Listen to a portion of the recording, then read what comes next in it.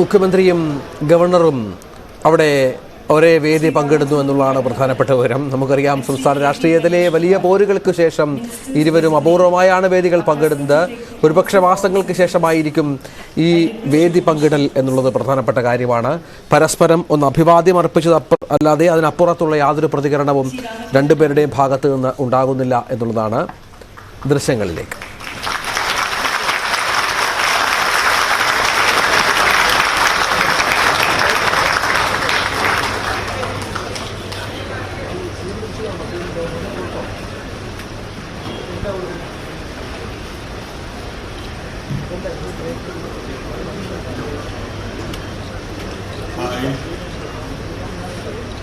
രാമചന്ദ്രൻ കടന്നപ്പള്ളി നിയമവഴി സ്ഥാപിതമായ ഭാരതത്തിൻ്റെ ഭരണഘടനയോട് വിദ്യാർത്ഥമായ വിശ്വസ്തയും കൂറും പുറത്തുവന്നു.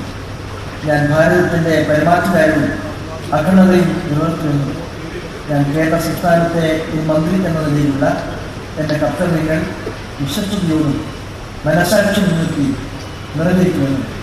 ഭരണഘടനയും നിയമമനുസരിച്ച് വീഡിയോ പക്ഷപാതമോ വീഡിയോ വിദ്വേഷമോ കൂടാതെ എല്ലാ തരത്തിലുമുള്ള ജനങ്ങളെയും നീതി ചെയ്യുമെന്ന് സഹോദരവും പ്രതിജ്ഞ.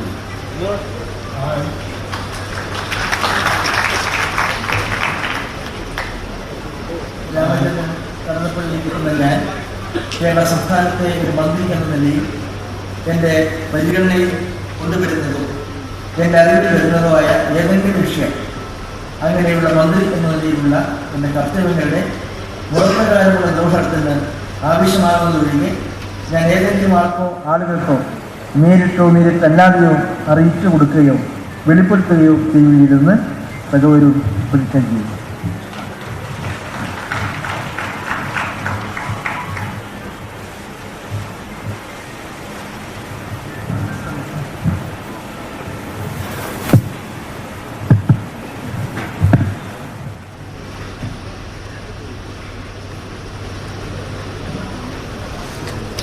മന്ത്രി കടന്നപ്പള്ളി രാമചന്ദ്രൻ സത്യപ്രതിജ്ഞ ചെയ്ത് കഴിഞ്ഞു.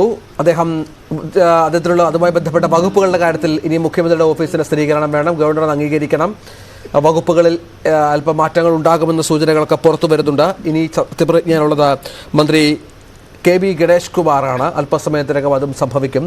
ഭരണഘടനാ തലവനായ ഗവർണർ ഇപ്പോൾ അതിനുള്ള മേൽനോട്ടം നിർവഹിക്കുകയാണ് എന്നുള്ളതാണ് പ്രധാനപ്പെട്ട കാര്യം. മുഖ്യമന്ത്രി പിണറായി വിജയൻ തൊട്ടടുത്തുണ്ട്. മുഖ്യമന്ത്രിയും ഗവർണറും വേദി പങ്കിടുന്ന അപൂർവ ദൃശ്യം കൂടി പ്രേക്ഷകർക്ക് കാണാം എന്നുള്ളതാണ് പ്രധാനപ്പെട്ട കാര്യം. അതിനുശേഷമുള്ള ഡോക്യുമെൻറ്റേഷൻസ്, പ്രധാനപ്പെട്ട രേഖകളിൽ ഗവർണർ ഒപ്പുവെക്കുന്നു.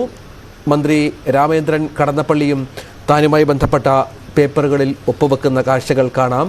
നിയുക്ത മന്ത്രിയായിരുന്ന രാമചന്ദ്രൻ കടന്നപ്പള്ളി ഇപ്പോൾ മന്ത്രിയായി സത്യപ്രതിജ്ഞ ചെയ്തിരിക്കുന്നു എന്നുള്ളതാണ് പ്രധാനപ്പെട്ട കാര്യം. അഹമ്മദ് ദേവർഗോവിലിന് പകരം അടുത്ത 2.5 വർഷം കേരളത്തിലെ പ്രധാനപ്പെട്ട മന്ത്രിയായി രാമചന്ദ്രൻ കടന്നപ്പള്ളി മാറും.